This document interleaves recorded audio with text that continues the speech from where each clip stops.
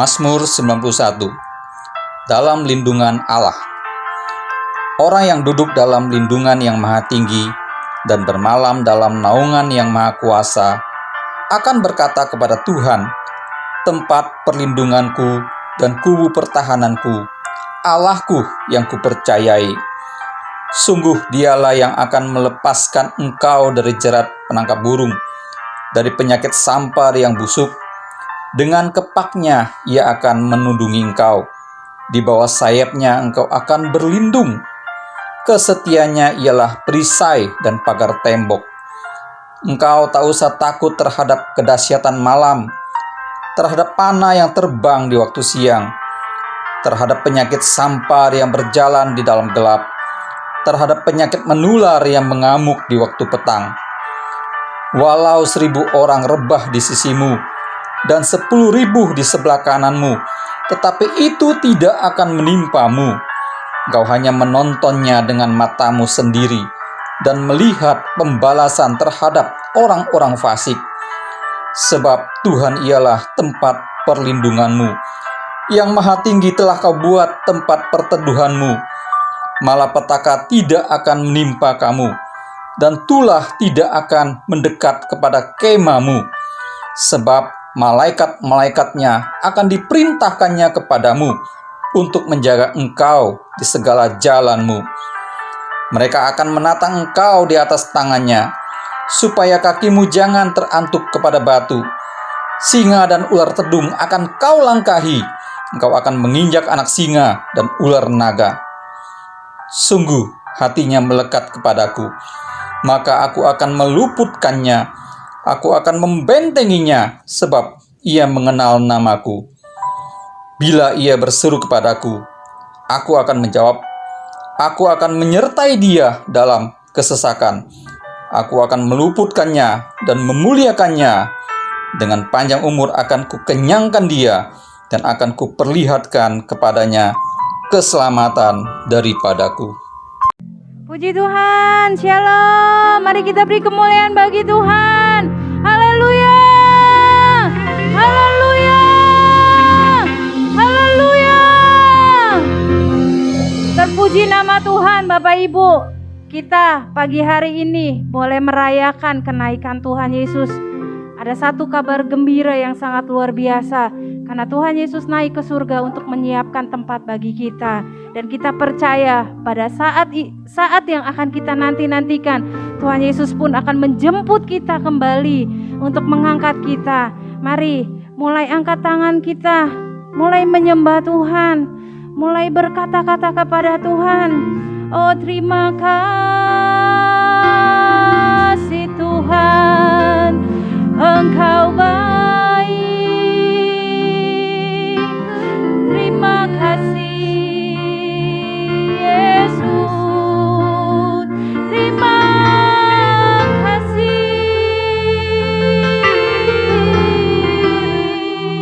Haleluya,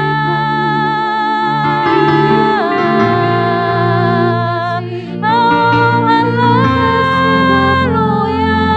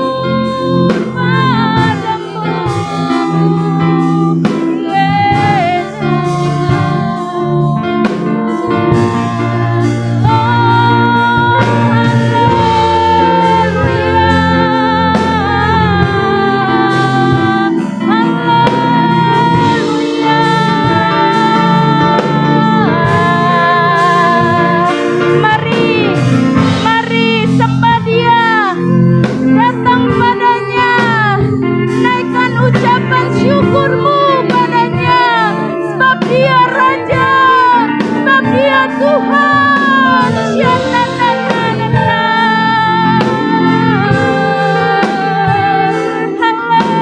Haleluya. Ya Rama, ya Rama ya Sen. Ya Rama ya Sanda, ya Rama ya Rama ya Rama. Ya Rama ya Rama ya Sanda, ya Rama ya Rama. Yesus. Ya Rama ya Rama ya Rama ya Rama ya Rama ya Rama. Terima kasih. Terima kasih. Terima kasih Yesus. Ya Rama ya Sikina la la la la la la la la la la la la la Rama ya Si. Ya Rama ya Sanda ya la ya Rama. Haleluya. Ya Rama ya Rama ya Rama ya Rama ya Rama ya Rama. Ya Rama ya Sanda ya la la la la la la la la la la la la la Rama ya Si. Ya la la la la la la la la la la la la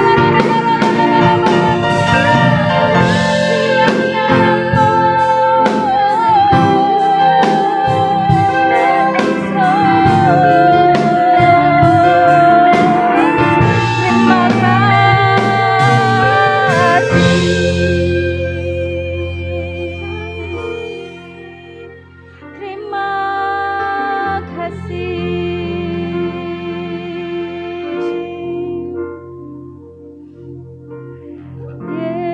Yesus Tuhan ditinggikan atas segala alam, dimuliakan naik ke surga, berikan Roh Kudusnya. Sama-sama katakan Yesus. Yesus Tuhan ditinggikan atas segala Allah. Kau kami muliakan,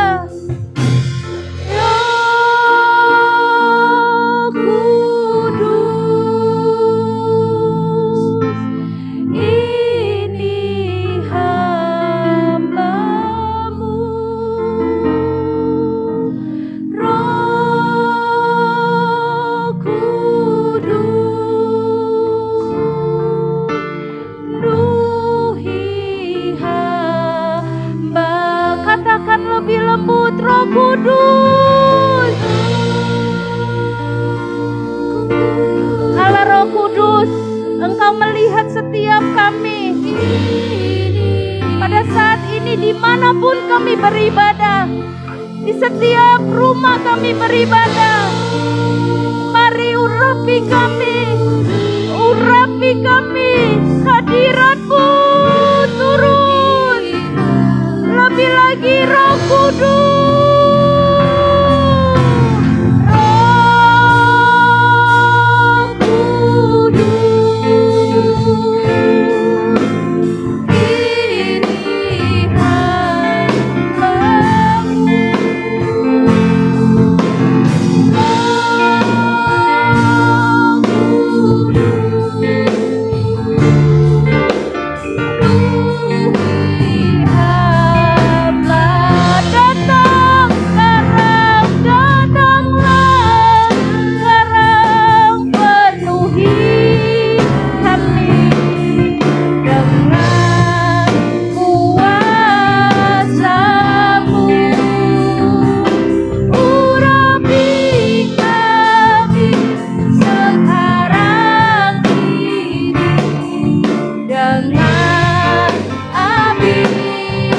Biarkan musik menaikkan pujian ini. Mari kita sembah Tuhan. Mari lebih lagi cari hadirat-Nya. Kami menanti-nantikan Engkau ya Tuhan. Mari urapi kami.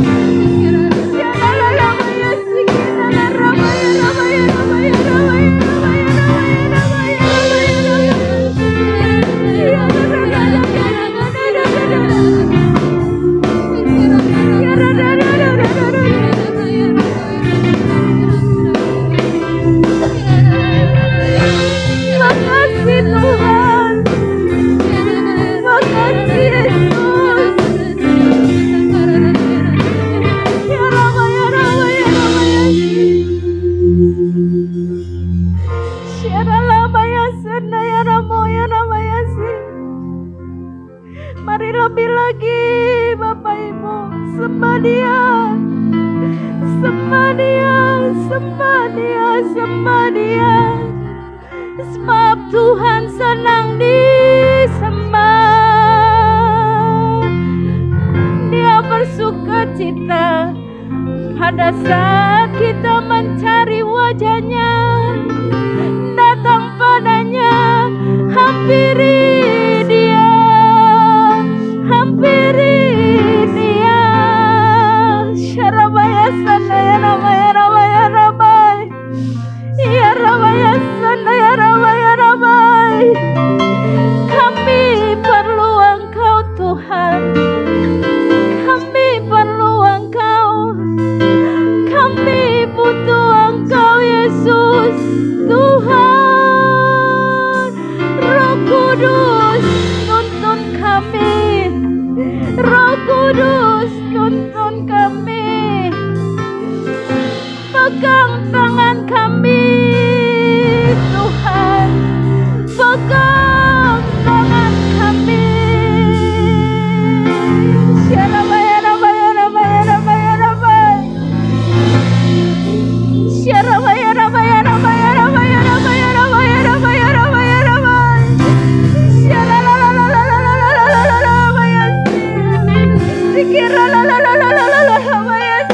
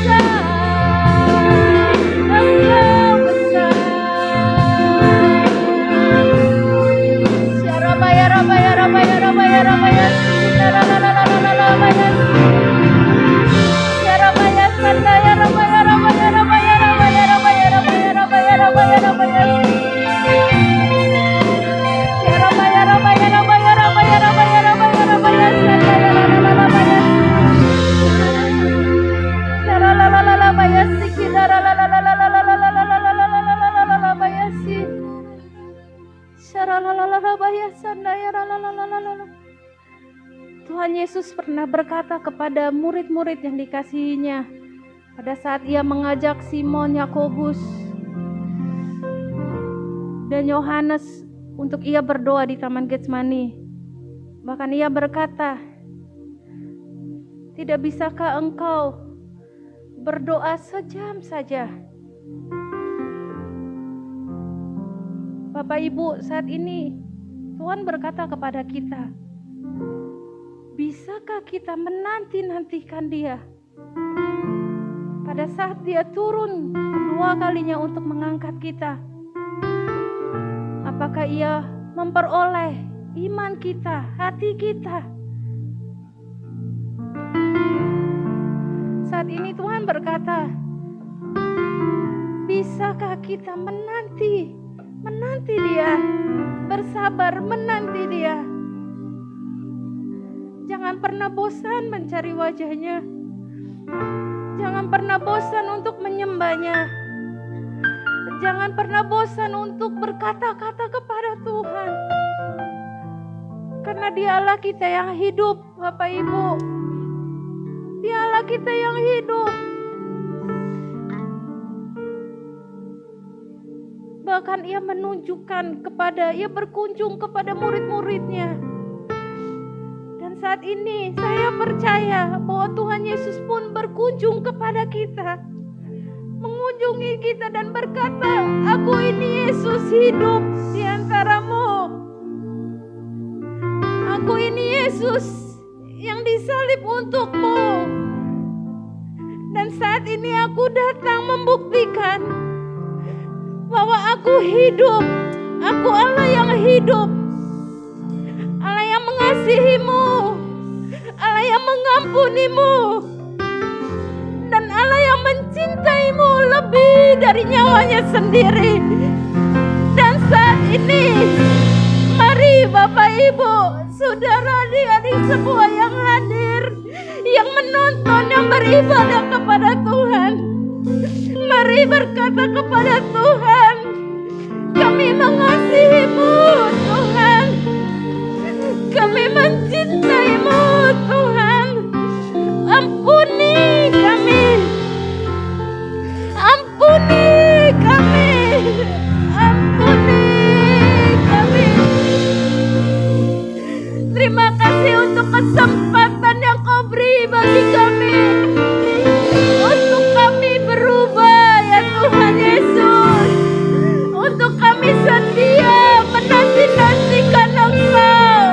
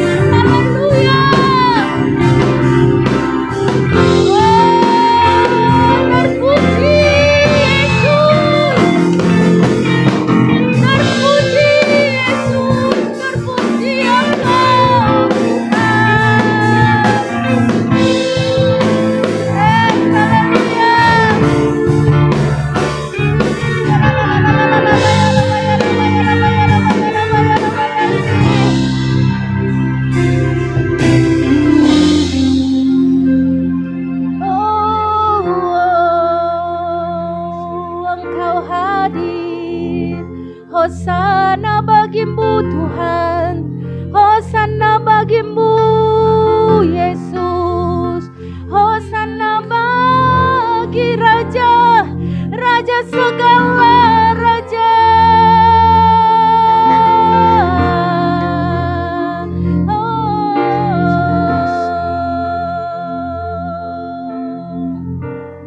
Ku nyanyi Hosana bagi Rajaku yang duduk di tahta. Aku muliakan dan kuagungkan, Kau layak disembah. Katakan kami nyanyi Hosana. Ku nyanyi Hosana bagi Rajaku yang duduk di tahta. Aku muliakan dan kuagungkan,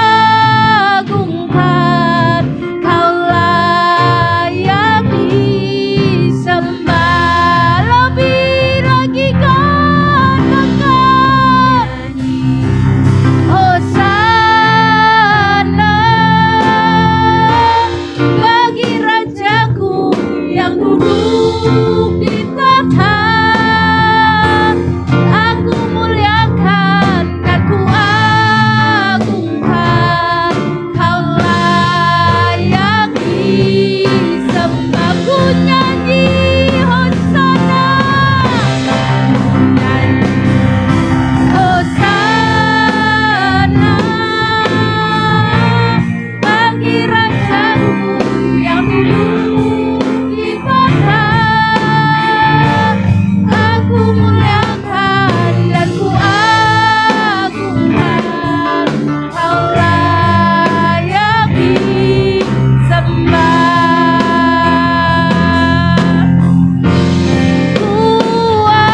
Kuagungkan Yesus Raja, Dia berkuasa dan layak disembah. Kuagungkan,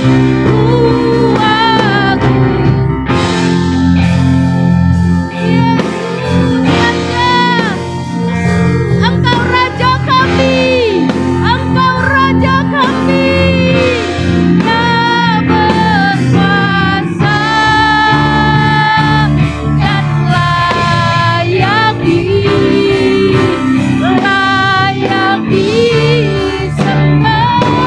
Ku nyanyi Hosana bagi Rajaku yang duduk di tahta.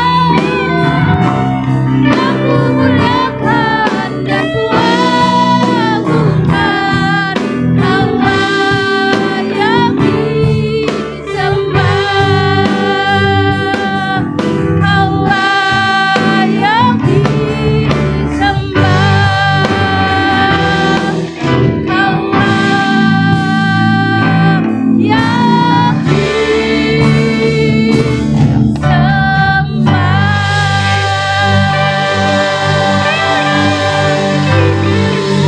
Haleluya, haleluya. Engkau Allah kami yang layak disembah, sebab Engkau Allah yang hidup.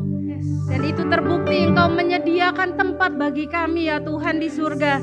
Dan kami percaya Engkau pun akan menjemput kami. Dan sehingga kami Tuhan Yesus, biarlah kami Engkau dapati setia Tuhan pada saat penjemputan-Mu yang kedua kali.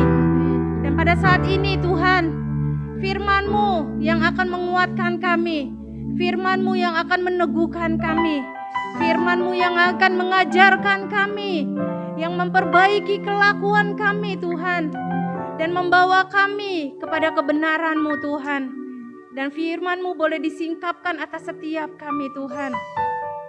Berkati urapi hamba-Mu Tuhan. Bukan lagi beliau yang berkata-kata, tetapi Engkau sendiri yang berkata-kata atas setiap kami. Dan saat pagi ini Tuhan, di mana kami memperingati kenaikan-Mu Tuhan, kami yang sakit saat ini kami berkata, kami disembuhkan. Terima kasih Tuhan. Kami disembuhkan dalam nama Yesus. Kami dipulihkan di dalam nama Tuhan Yesus. Kami dilepaskan di dalam nama Tuhan Yesus. Kuasa-Mu nyata atas setiap kami ya Tuhan. Dan akan firman-Mu akan meneguhkan kesembuhan, pemulihan, kelepasan setiap kami. Dan akan menuntun setiap langkah kami ke depan ya Tuhan. Terpuji nama-Mu Tuhan. Terpujilah Engkau dalam nama Tuhan Yesus Kristus yang siap untuk mendengar firman Tuhan dan menjadi pelaku akan firman Tuhan. Sama-sama katakan, amin. Haleluya. Apa yang dimaksud dengan Pentakosta ketiga? 1.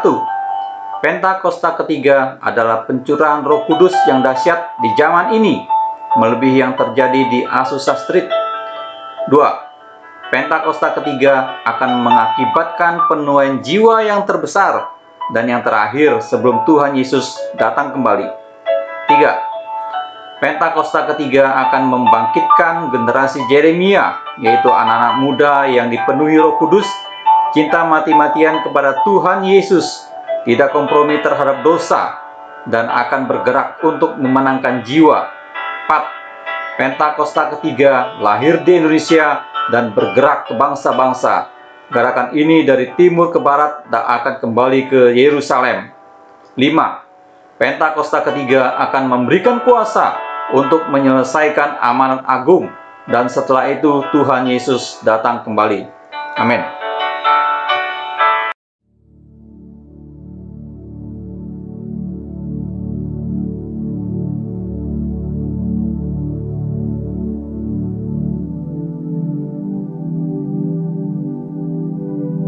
Shalom semuanya. Alkitab berkata, Yesus mati karena dosa-dosa kita. Dia dikuburkan, tetapi pada hari yang ketiga dia dibangkitkan. Setelah Tuhan Yesus bangkit, selama 40 hari Tuhan Yesus menampakkan diri kepada lebih dari 500 murid-muridnya untuk membuktikan bahwa dia hidup. Setelah memberikan pesan terakhir, maka dengan disaksikan murid-muridnya, Tuhan Yesus terangkat ke sorga. Saya percaya kalau kita berada di sana waktu itu, kita pasti akan sama dengan murid-murid Tuhan Yesus yang melihat bahwa Tuhan Yesus bertambah tinggi. Ketika mereka melihat ke bawah, ternyata kaki Tuhan Yesus sudah tidak menyentuh tanah lagi. Perlahan tapi pasti, Tuhan Yesus terangkat ke sorga. Makin lama makin kecil, sampai ada awan yang menutupi dan hilang dari pandangan mata. Sementara mereka terheran-heran melihat ke langit, maka ada 2 orang yang berpakaian putih di dekat mereka yang berkata, "Hai orang-orang Galilea, mengapakah kamu berdiri melihat ke langit?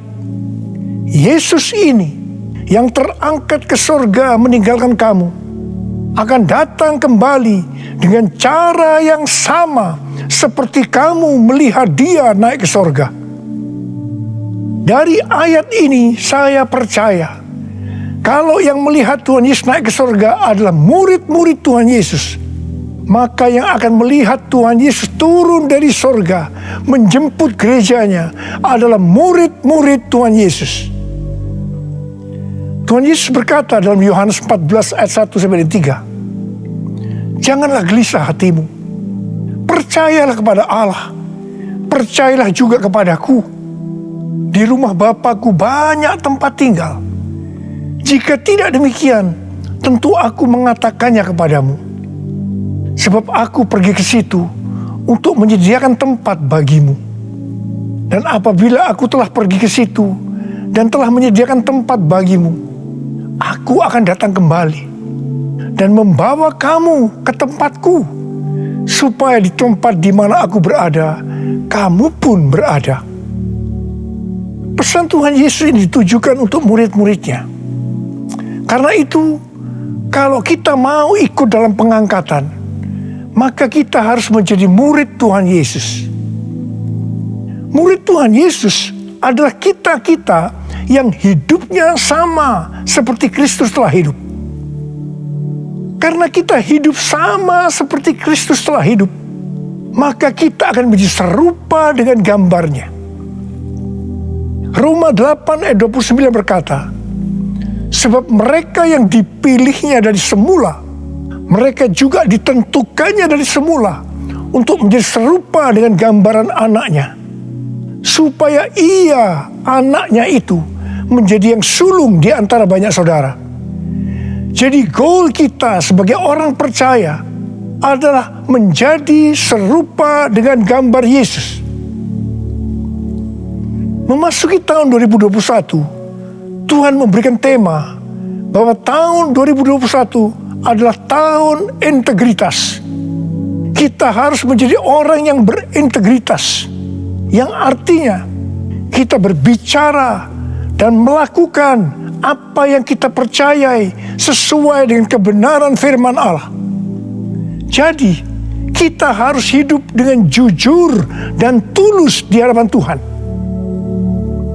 Sebagai panutan untuk menjadi orang yang berintegritas adalah Tuhan Yesus sendiri. Sebab Tuhan Yesus adalah the man of integrity. Menjadi murid Tuhan Yesus adalah menjadi orang yang berintegritas. Tuhan Yesus sangat menekankan agar kita menjadi orang yang berintegritas, karena kedatangannya sudah sangat-sangat dekat.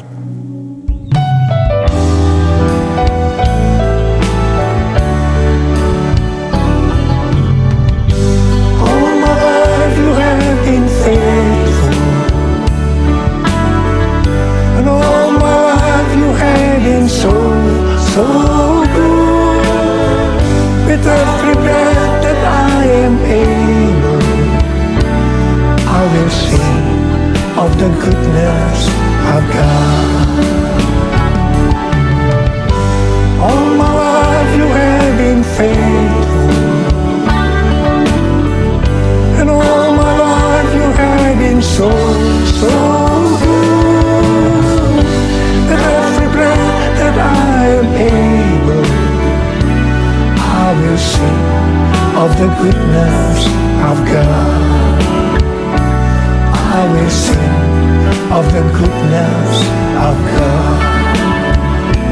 I will sing of the goodness of God.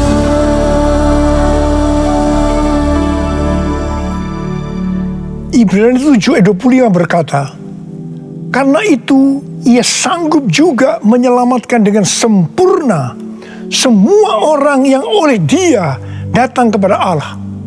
Sebab ia hidup senantiasa untuk menjadi pengantara mereka. Tuhan Yesus di sorga menjadi pengantara kita. Artinya, sebagai pendoa syafaat bagi kita, supaya kita selamat secara sempurna. Kalau kita berbicara tentang keselamatan, maka ada 3 hal yang harus diperhatikan. Yang pertama, keselamatan bisa hilang. Yang kedua, hampir-hampir tidak diselamatkan. Yang ketiga, selamat dengan sempurna. Orang yang sudah percaya bisa kehilangan keselamatan. Matius 7 ayat 21 sampai dengan 23 berkata, bukan setiap orang yang berseru kepadaku, Tuhan, Tuhan, akan masuk ke dalam kerajaan sorga, melainkan dia yang melakukan kehendak Bapa-Ku yang di sorga. Pada hari terakhir, banyak orang akan berseru kepadaku, Tuhan, Tuhan, bukankah kami bernubuat demi nama-Mu, dan mengusir setan demi nama-Mu, dan mengadakan banyak mujizat demi nama-Mu juga? Pada waktu itulah aku akan berterus terang kepada mereka dan berkata, aku tidak pernah mengenal kamu. Enyahlah daripadaku, kamu sekalian pembuat kejahatan. Ini merupakan peringatan bagi hamba-hamba Tuhan yang sedang dipakai oleh Tuhan, agar pelayanan yang diberikan oleh Tuhan itu semata-mata hanya untuk menyatakan kemuliaannya, bukan untuk kemuliaan diri sendiri, bukan untuk mencari keuntungan pribadi, bukan untuk popularitas, di mana ini semua bisa mengakibatkan hilangnya keselamatan. Contoh seorang murid yang kehilangan keselamatan adalah Yudas.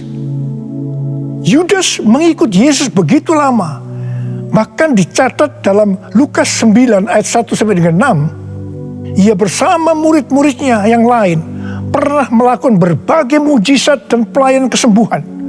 Namun, ia akhirnya memilih meninggalkan Tuhan, maka hilanglah keselamatannya. Mengenai hampir-hampir tidak diselamatkan, 1 Korintus 3 ayat 10 sampai dengan 15 berkata, bahwa kita membangun hidup kita ini dengan dasar Yesus Kristus. Pertanyaannya, bahan apa yang kita gunakan untuk membangun kehidupan kita ini? Apakah dengan bahan emas, perak, batu permata, ataukah dengan bahan kayu, rumput kering, atau jerami? Semua ini akan nampak pada hari Tuhan saat pekerjaan kita diuji dengan api. Jika pekerjaan kita tahan uji, artinya tidak terbakar karena terbuat dari bahan emas, perak, dan batu permata, maka kita akan mendapat upah. Tetapi sebaliknya, kalau pekerjaannya itu terbakar karena bahan yang digunakan adalah kayu, rumput kering, atau jerami, maka akan menderita kerugian. Selamat sih selamat, tetapi seperti keluar dari dalam api. Artinya hampir-hampir tidak diselamatkan. Hampir-hampir tidak diselamatkan dapat diartikan, yang pertama, kehilangan upah atau pahala. Yang kedua, kedudukan yang rendah di sorga. Yang ketiga, kehilangan kesempatan pelayanan dan kekuasaan di sorga. Dan yang keempat, kehilangan kemuliaan dan kehormatan di hadapan Allah. Mari, saya akan mengajak saudara untuk memperhatikan dengan serius pekerjaan pelayanan kita, terutama juga termasuk kualitas kehidupan. Jangan menjadi orang Kristen yang acuh tak acuh, agar kita mendapatkan upah di sorga. Tuhan Yesus berada di sorga untuk mendoakan kita agar mendapat keselamatan yang sempurna.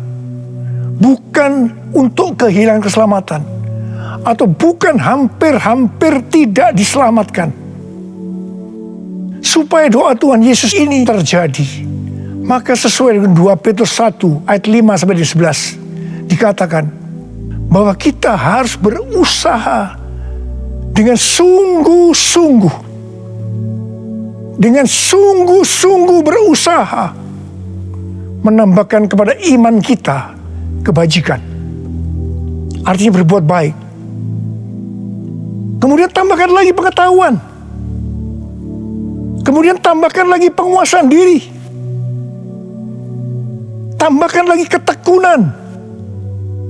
Tambahkan lagi kesalehan, yang artinya hidup kudus. Tambahkan lagi kasih akan saudara-saudara seiman. Dan tambahkan lagi kasih akan semua orang.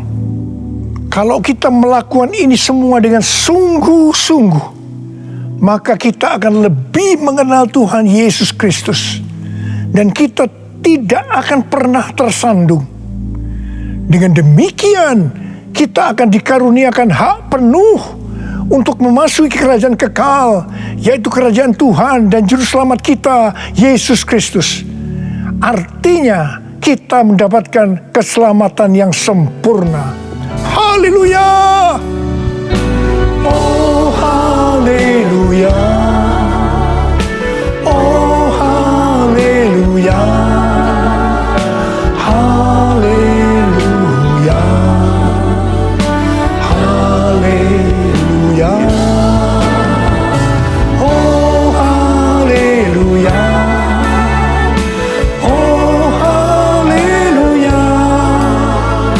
Haleluya.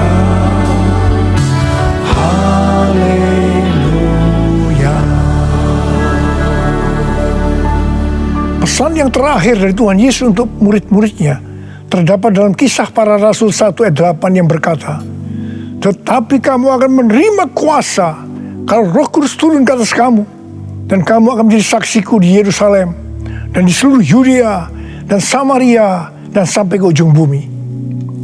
Setelah memberikan pesan yang terakhir itu, Tuhan Yesus naik ke sorga. Setelah itu apa yang dilakukan oleh murid-muridnya? Mereka pergi ke Yerusalem dan berkumpul di ruang atas atau kamar loteng. Mereka melakukan ini karena Tuhan Yesus yang menyuruh mereka agar tidak meninggalkan kota Yerusalem, karena mereka akan diperlengkapi dengan kekuasaan dari tempat tinggi. Tuhan Yesus berkata, "Sebab Yohanes membaptis dengan air, tetapi tidak lama lagi kamu akan dibaptis dengan Roh Kudus." Murid-murid yang berkumpul berjumlah sekitar 120 orang. Kisah Para Rasul 1 ayat 14 bagian A berkata, mereka semua bertekun dengan sehati dalam doa bersama-sama, yang artinya mereka berdoa, memuji dan menyembah Tuhan dalam unity siang dan malam. Ini adalah prinsip restorasi Pondok Daud. Ini adalah prinsip menara doa. Pada hari raya Pentakosta, jadi 10 hari setelah mereka berkumpul itu, tiba-tiba turunlah dari langit suatu bunyi seperti tiupan angin keras yang memenuhi seluruh rumah di mana mereka duduk. Mungkin seperti ini.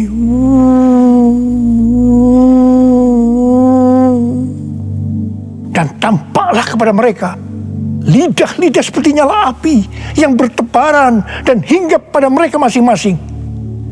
Maka penuhlah mereka dengan Roh Kudus. Lalu mereka mulai berkata-kata dalam bahasa-bahasa lain, seperti yang diberikan oleh Roh itu kepada mereka untuk mengatakannya. Itu adalah bahasa Roh. Orang yang dibaptis dengan Roh Kudus atau dipenuhi Roh Kudus, tanda awalnya adalah berbahasa roh. Setelah itu murid-murid Tuhan Yesus dipakai secara luar biasa untuk melakukan amanat agung. Tanda dan mujizat menyertai pelayanan mereka. Peristiwa ini disebutkan sebagai Pentakosta yang pertama. Pentakosta yang pertama ini dahsyat, sebab dalam kurun waktu 100 tahun, 70% dari dunia yang dikenal waktu itu, yaitu yang berada di bawah kekaisaran Romawi, menjadi Kristen. Pertanyaannya, apakah amanat agung sudah selesai? Jawabannya, belum.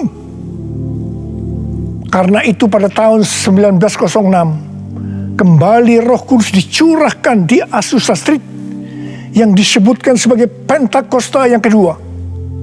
Ciri-ciri yang menonjol dalam Pentakosta yang kedua ini adalah penekanan dalam hal berbahasa roh dan pelayanan mujizat dan kesembuhan. Meskipun seluruh karunia roh juga dicurahkan dengan limpahnya. Pentakosta kedua ini dahsyat, sebab menurut Gordon Conwell Theological Seminary, bahwa 77,9% dari kekristenan yang ada pada saat ini dimulai dari awal abad ke-20. Ini berarti dimulai dari era peristiwa pencurahan Roh Kudus di Azusa Street atau Pentakosta yang kedua. Pertanyaannya, apakah amanat agung sudah selesai? Jawabannya, belum. Hari-hari ini pencurahan Roh Kudus yang jauh lebih dahsyat dibanding dengan Azusa Street sedang terjadi. Ini disebutkan sebagai Pentakosta yang ketiga. Seperti yang terjadi pada Pentakosta pertama dan Pentakosta yang kedua, maka berbahasa roh dan pelayanan kesembuhan juga terlihat begitu intens. Saya percaya dengan Pentakosta ketiga ini, amanat agung Tuhan Yesus akan selesai. Dan Tuhan Yesus akan datang kembali.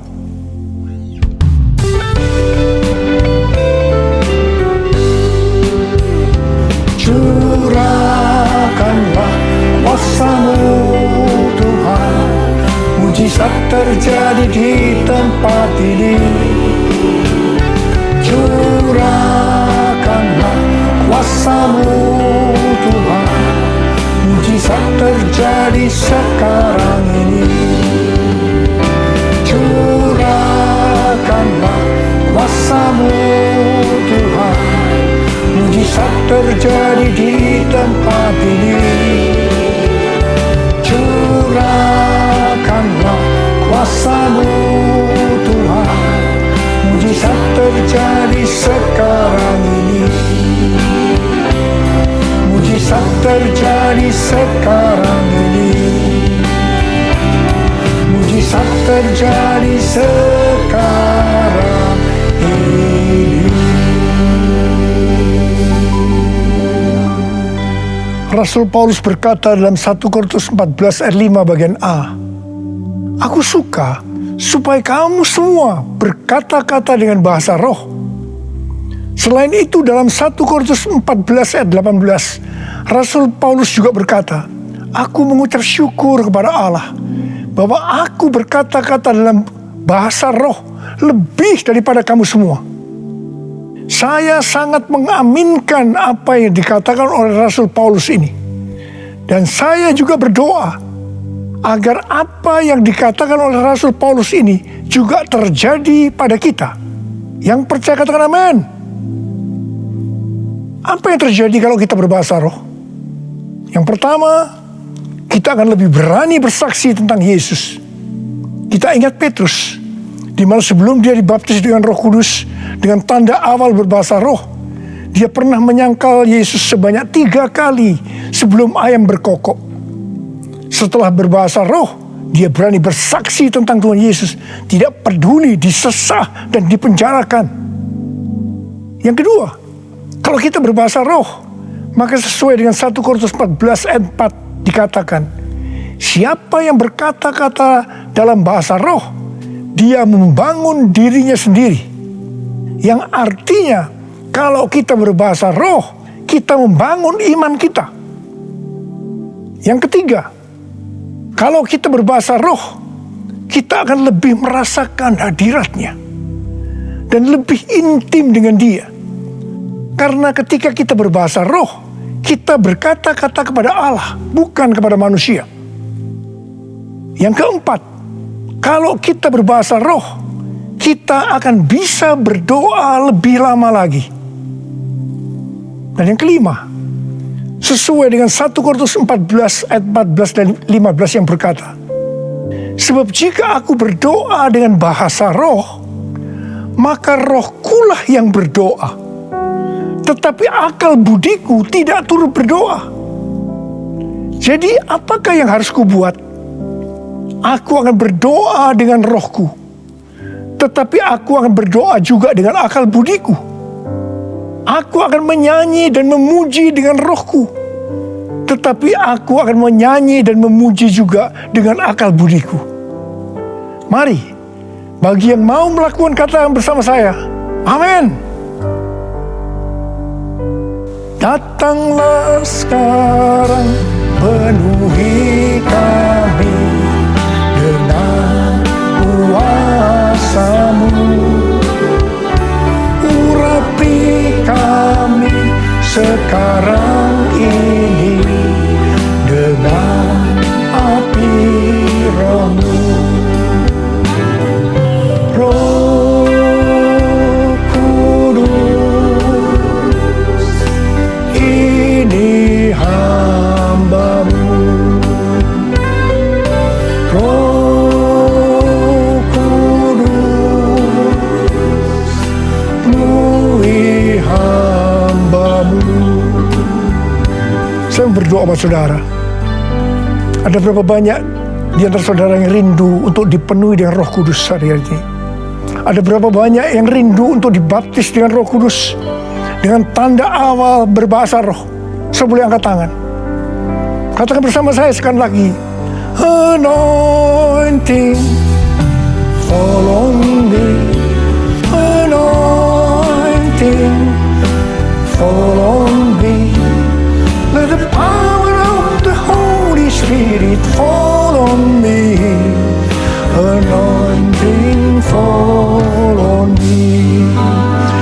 dengan saudara. Curahkan Tuhan roh-Mu Tuhan, curahkan roh-Mu ya Tuhan. Penuhi kami semua dengan roh-Mu ya Tuhan. Baptis anak-anak-Mu dengan roh-Mu, dengan tanda awal berbahasa roh. Terima.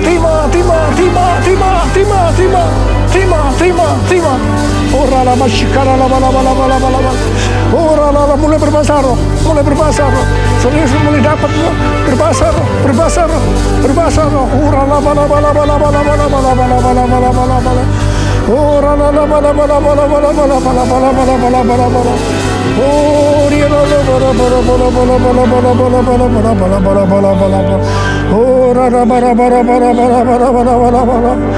Anointing follow me, anointing follow me, let the power of the Holy Spirit follow me, anointing follow me. Oh, terima kasih Tuhan. Terima kasih ya Tuhan. Terima kasih ya Tuhan. Terima kasih. Oh, terima kasih ya Tuhan. Terima kasih ya Tuhan. Oh, terima kasih. Oh, terima kasih. Oh, terima kasih Abah. Terima kasih Abah. Engkau sudah memenuhi anak-anak-Mu dengan roh-Mu. Engkau membaptis mereka dengan Roh Kudus, mereka dengan tanda awal berbahasa roh. Oh ya Tuhan, terima kasih buat kebaikan Tuhan. Terima kasih. Pakai kami semua menjadi alat untuk menyelesaikan amanat agung Tuhan Yesus. Pakai Tuhan, pakai kami semua. Terima kasih. Dalam nama Yesus. Amin. Mari saudara-saudara, kita akan masuk dalam perjamuan kudus. Kita akan mengingat ayat ini. Sebab setiap kali kamu makan roti ini dan minum cawan ini, kamu memberitakan kematian Tuhan sampai Ia datang. Perjamuan kudus adalah perjamuan Tuhan Yesus sendiri. Setiap kali kita masuk dalam perjamuan kudus, Tuhan Yesus selalu mengingatkan kita, biarlah ini menjadi peringatan akan daku. Biarlah ini menjadi peringatan akan daku. Karena itu, mari arahkan hati kita kepada kebaikan Tuhan. Kita akan mengingat kebaikan Tuhan. Supaya kita lebih mengasihi Tuhan Yesus. Kita lebih mengasihi satu dengan yang lain. Mari tundukkan kepala. Tuhan, siapakah kami sebelum kami mengenal Engkau? Kami semua orang berdosa. Upah dosa adalah maut, mati. Tapi Engkau yang tidak berdosa telah dijadikan dosa oleh karena kami. Engkau harus turun dari surga mulia, mati ganti kami dengan penderitaan yang luar biasa. Oh Tuhan, itu Engkau ya Abah. Itu Engkau ya Abah. Engkau jadikan kami sebagai anak-anak-Mu. Engkau tuntun kami, Engkau bela, Engkau berkati, Engkau lindungi kami. Engkau tegur juga kalau kami salah. Itu Engkau ya Abah. Itu Engkau.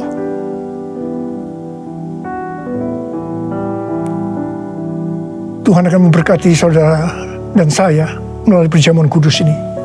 Tapi Tuhan mau kita makan dan minum dengan cara yang benar. Karena itu masing-masing sekarang berdoa. Introspeksi. Lihat keadaan diri masing-masing.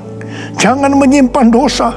Kalau ada dosa yang selama ini belum diselesaikan, mari sebelum kita masuk makan dan minum perjamuan kudus, minta ampun.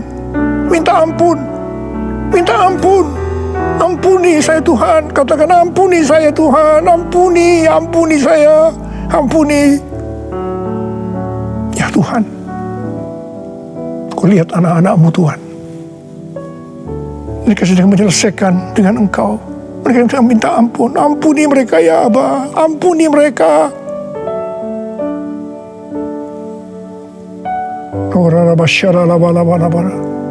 Mari sekarang kita masuk dalam perjamuan kudus dengan hati yang penuh ucapan syukur.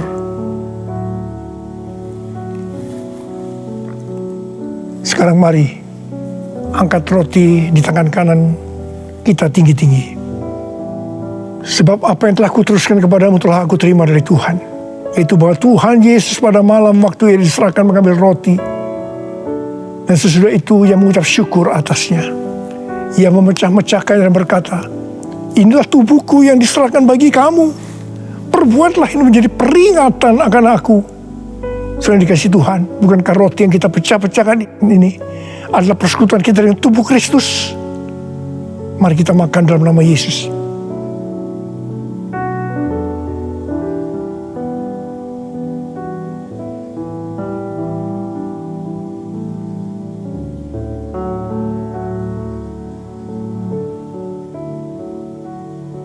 Sekarang angkat cawan di tangan kanan kita tinggi-tinggi.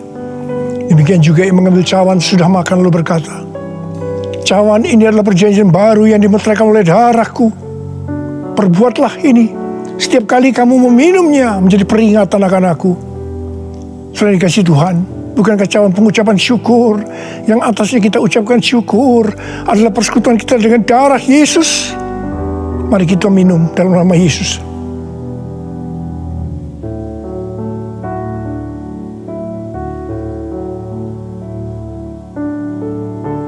Sekarang mari angkat tangan kita di hadapan Tuhan. Ucapkan syukur.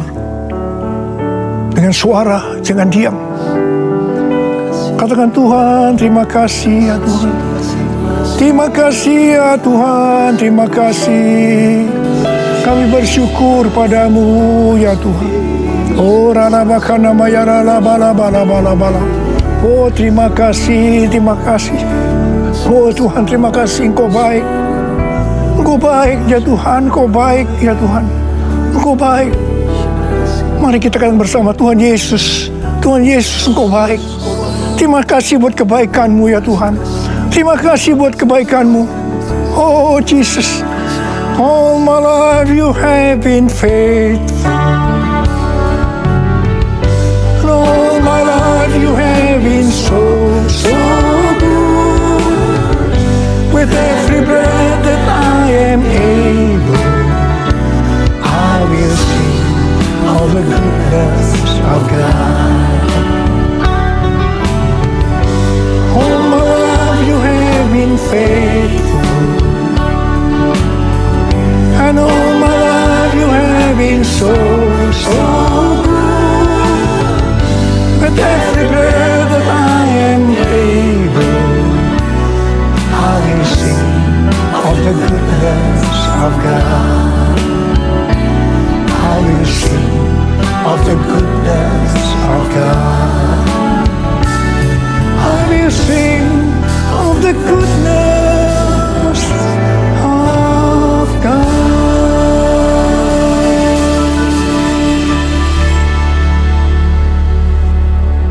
Sekarang terimalah berkat Tuhan.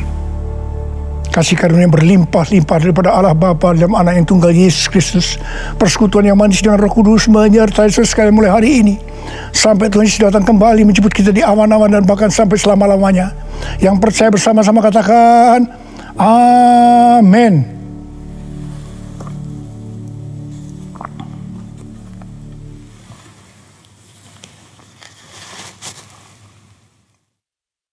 To you, our hearts are open wide, and no one here can hide from your great love.